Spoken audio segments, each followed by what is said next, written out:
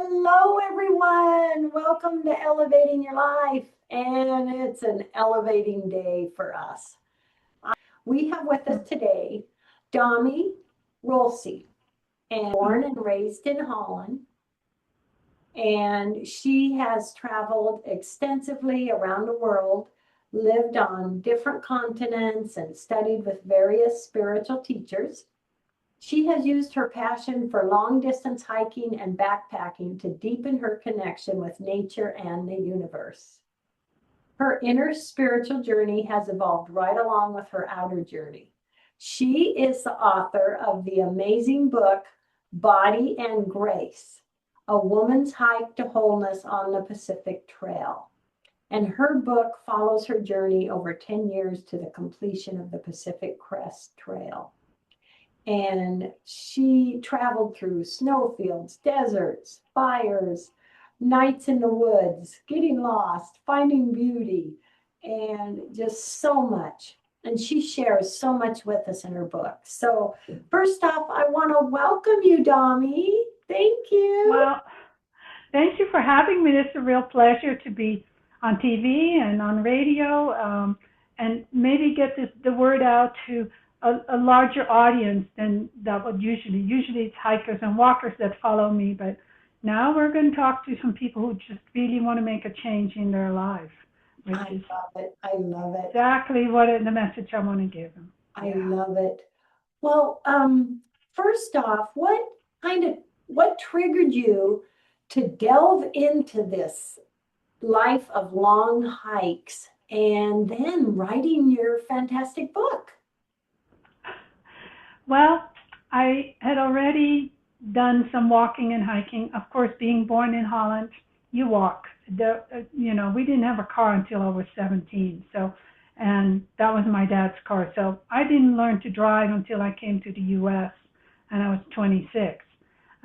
So walking was part of everyday life, and I didn't think a whole lot about it. But I did learn living here that, very car-centric society, people don't walk unless maybe you live in New York City or something like that. And that happened to me too. I stopped walking as much because I lived in the country and I had to drive everywhere. That said, I did go walking very early on. My first long-distance hike, believe it or not, was from Kathmandu in Nepal to Mount Everest Base Camp when I was 24. And that wasn't planned on my part. But I had a boyfriend, an American boyfriend, who was into mountain climbing, and he says, let's go to base camp. For him, that was like the end of all ends. I thought, well, sure. I had no idea what that would be like. So that introduced me to the first long distance hike when I was much younger. I never repeated it, but it always stuck sort of in the back of my mind. I mean, it was an incredible journey, I have to tell you that. So life happens, and I did follow my boyfriend to the U.S. and moved here when I was 26, and lived on the West Coast where you're doing this interview from. Yes. So I was in Northern California and in Oregon. And when I finally moved to Oregon, I learned about the Pacific Crest Trail. Now, as a Dutch person, I had traveled back and forth at that point quite a bit to see my family. And whenever I did that, I had gone back to India. I had hiked and did long distances, some distances in the Himalayas.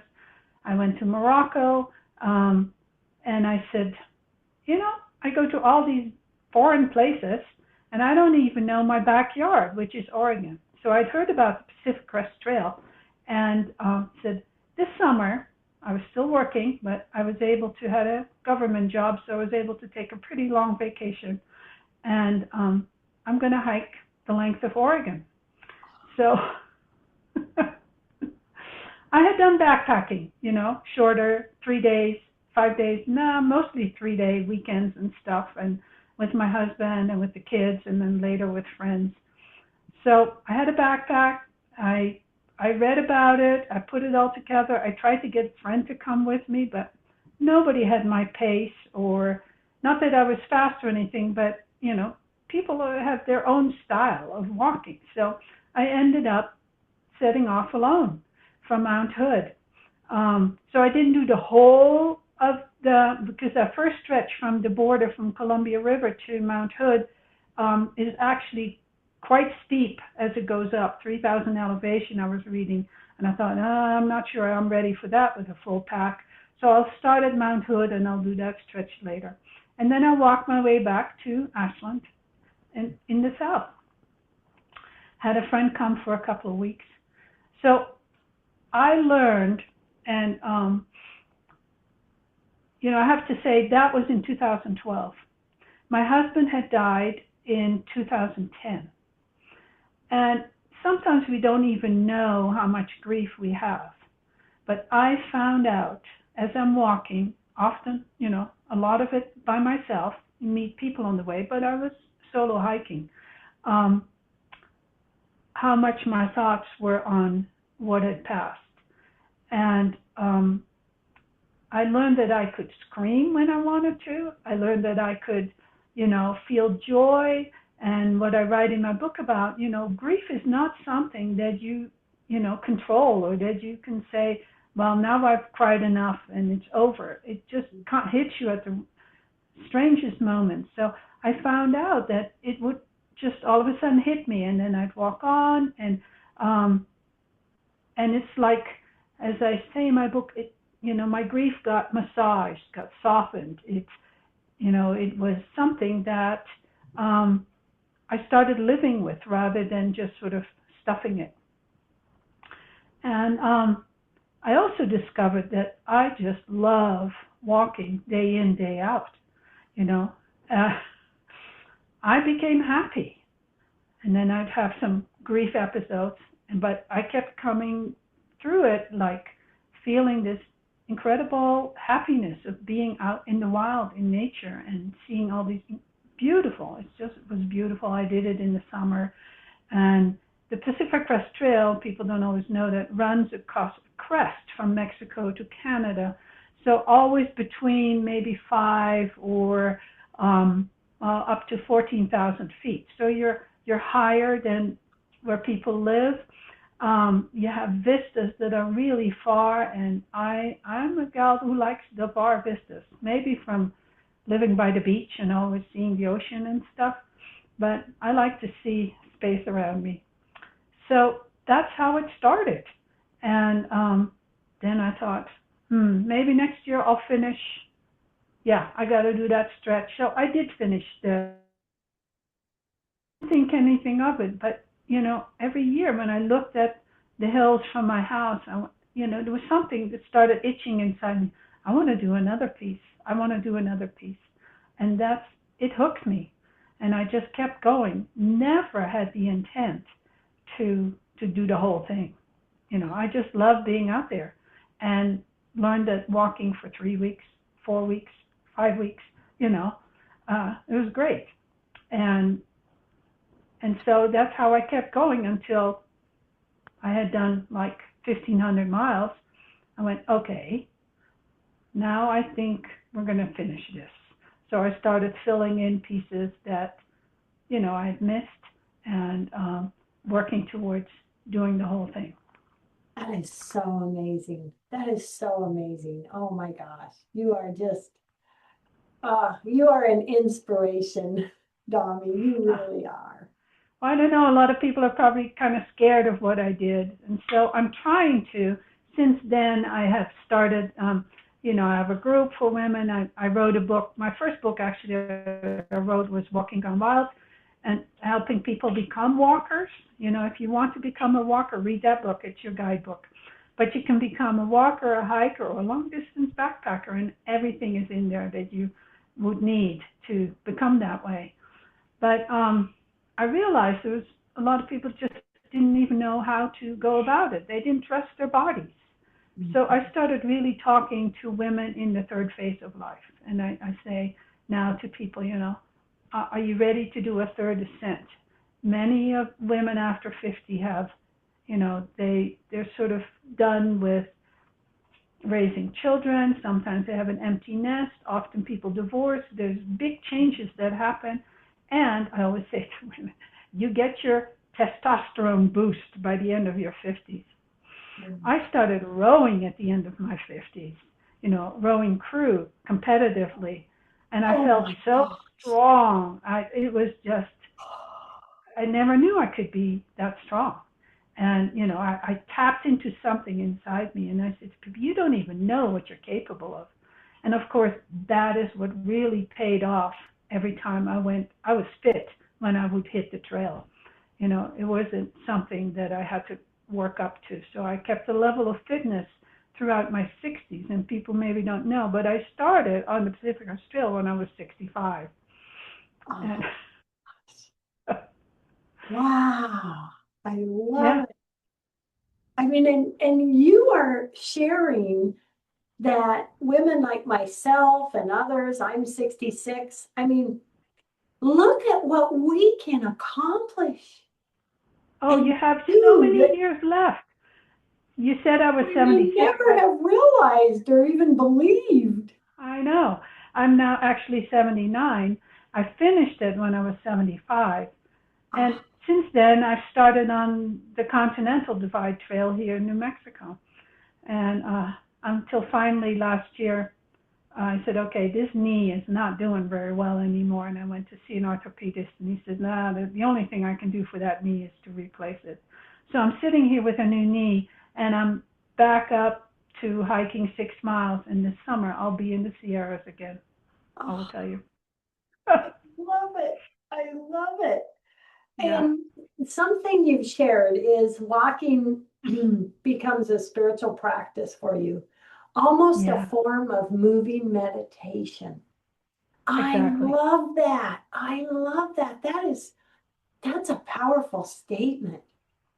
Well, so in India, when I spent time in India in the 70s and then later again in 2005 and 2010, 2019, um, I I learned to meditate in the 70s and took that with me but and I did many retreats and I discovered on the trail that the same sort of energy shifts that happen in a 10-day retreat or a 20-day retreat also happened on the trail. The first few days, there's your discomfort, and you just have to keep walking, and then you get into the zone, and then you start because you're so physically. My meditation is Vipassana meditation, and it checks being focused on the breath, your sensations in the body. And by doing that, you get in touch with things that are sort of buried. As a Reiki master, you must know the connection between body and mind. Mhm. So, whatever happens in your life, somewhere it settles. I always say, it's like um, the ocean. Your attention, your concentration is like the ocean, the sea that washes over the sand. Now, the minor things get just smoothed out, but the deeper rocks that are buried in the sand take a lot longer before they come to the surface, before they're visible, and you can deal with it. Well, I experienced the same patterns happen because you're dealing with your breath, and sometimes you're at altitude. That's all you can do. You're carrying 30 pounds on your back, and you're climbing at a pretty sometimes a good incline. It's not always easy peasy walking, for sure. And so I learned to breathe at altitude and how to do it and how to pace myself and so you get into a rhythm. You're just rhythmically moving through nature. And I, I, I can only say there's no better spiritual experience than being like that. In nature, And yeah. And you have the movement. Oh my gosh. Yeah, that's a yeah, beautiful combination. yes. And Oh, then, on the trail you encounter some difficult stretches. I mean, like you had, mentioned to people, we dealt with fires, you deal with snowfields, you deal with, you know, precipices and really narrow trails that like don't look down. Because if you Oh. feel like you lose your balance, you have a big pack on. If you lose your balance, off you go. So you learn to really focus. This is focus training. It's really mental training. Long distance hiking, I say, to be successful, is 60% is mental, the rest is physical. People think And you it's all spent physical. nights on these Oh hikes, yeah, didn't you? all the What was time. that Yeah. like? Myself growing up, we'd always go to ocean shores and just camp at the campground. I can't imagine what it would be like being out somewhere on a hike and you just say, this is where I'm going to lay my head tonight. What is that like? Oh yes, yes, yes. So, I was in Holland. You don't have these empty spaces.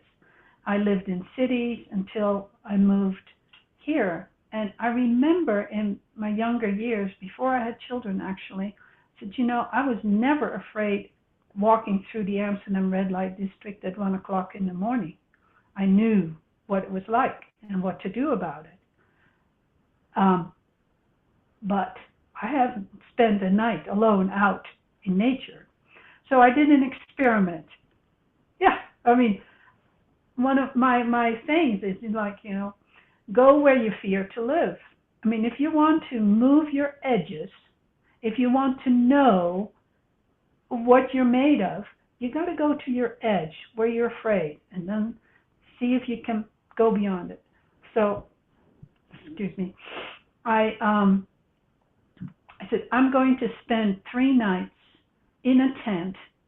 It was a piece of land that was quite remote that I had friends who lived there. I said, can I camp out there? And I do my meditation, and I took a tent. It was summer. I could have slept out, but I wasn't ready to just sleep outside in case, there's wild animals. There's Yeah. bears and bugs and Wake up with whatever. something licking your face. Yeah, right. So I did do that for 3 days, and I lost my fear of being out there, at least in a tent. Yeah. You And are so so amazing. this was many, many more years later. My first night is actually the first chapter in the book is, my first night solo. And it was actually raining, and I had bought a hammock. A lot of it I did not in a tent. I slept in a hammock. It was a jungle hammock that had a cover over it and a mosquito netting. But I loved being in my hammock. But I ended up being in that hammock, and it was raining that night. You don't always have control over the weather, so it wasn't the easiest night. But I realized that I'm not afraid when I'm in nature. Nature is my best buddy. And I thought, animals, they might come around and sniff, but if I'm asleep, I don't know it. And so, I made it through that night realizing it's not as big of a deal as people make it out to be. If you're warm and cozy and, you wait Yeah. till it's light again. Oh. So, When you were doing these amazing hikes and going through and getting through this great achievement, were you thinking then about putting this in a book, or did you decide to do that after you had finished? oh no, I wasn't thinking about that. But I had already started my sort of adventure as an author because I published in 2008. So I started in 2012. I was working on this. I was working on a memoir that had to wait, and that was about the whole journey with my husband and the grief and going to India to figure out how to deal with it and stuff. But that book wasn't ready to be born. So first I wrote, got my feet wet writing the book Walking Gone Wild. That came out in 2018. Then the memoir came out in 2020. And I was still hiking the Pacific Crest Trail. I wasn't done. But as a writer, I did always write down where I was, mileages each night. I took little notes of what happened that day. So I had something to look back on, probably with an idea of maybe writing something about it at some point. So that's material I had when I decided I'm going to write a book about this, and figuring out a format and how to do it. And so I started that Oh, a couple of years ago. Yeah. and your book is a gift. It really is a gift. And Oh when my you look God. at the title, it says what I learned. And there's the body. If you have to have a body to be able to do this and to experience this. But grace is what I discovered. I see grace as a benevolent force. I'm, and not as a religion, in that sense.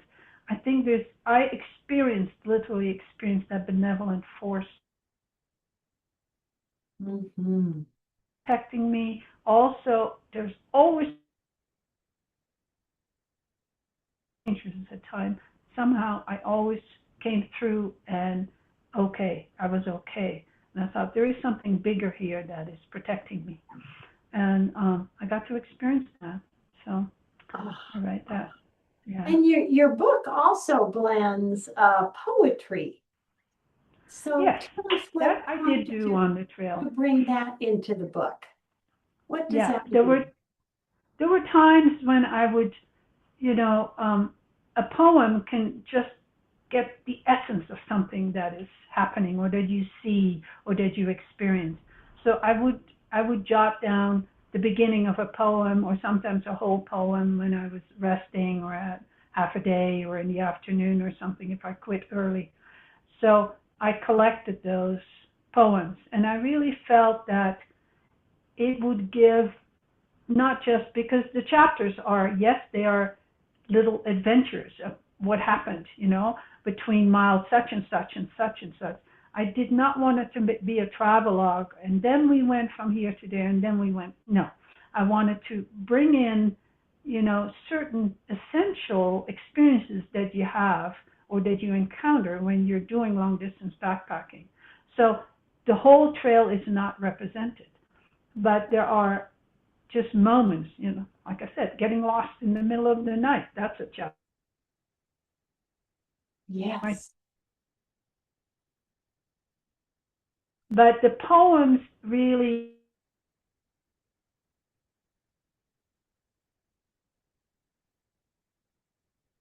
what I learned or what I saw and how I integrated it. So I think it's a nice blend of, some hardcore storytelling and then, following that emotional because it did often come out, when I realized I was letting go of, the loss of my husband. And towards the end, I knew I had walked myself free. It wasn't coming up anymore. I had walked enough Wow. that I was Wow. the happy camper out there. Do you see yourself, do you have another project? Do you see yourself writing another book? Or what do you, or just doing more hiking? What are you looking forward to in the future So, here? well, yeah, my life consists of hiking, writing, and meditating. Those are my three, my three venues, I would say. And then spending time with family. I have some grandchildren.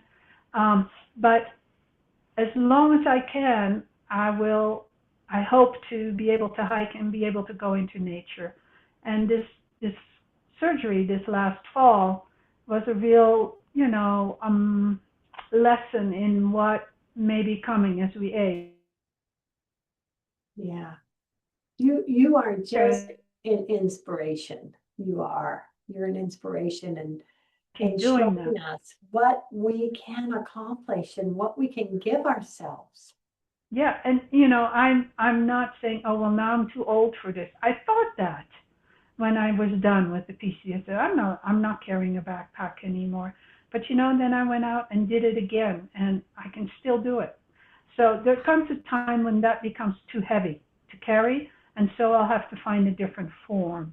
Mhm. Um, Maybe like I did in Cornwall, a small pack. This summer I'll probably have a small pack in the Sierras because we're going hut to hut, and so I don't need to carry everything.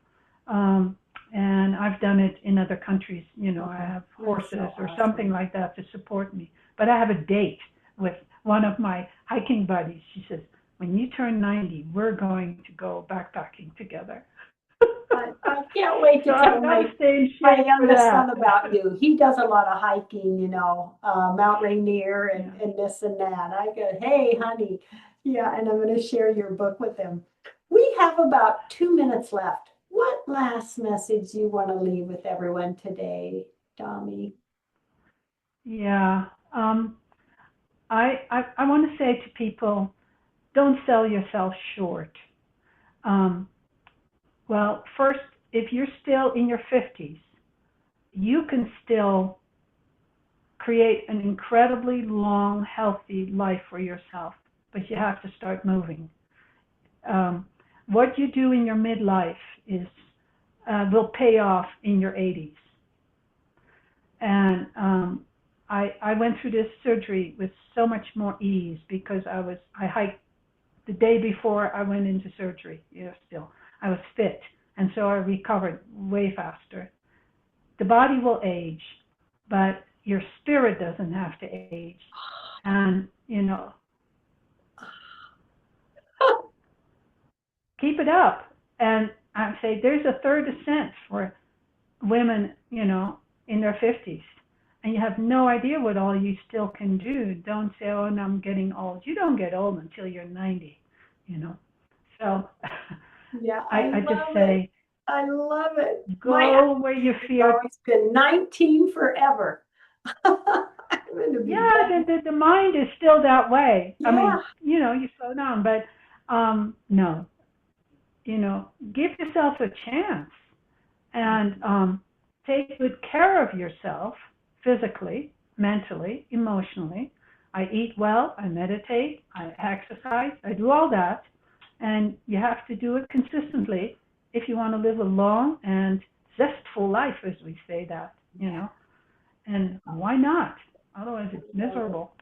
So. Oh, you are so awesome. Thank you so much. It has been just a joy to meet you, Dami. I'm so, so grateful.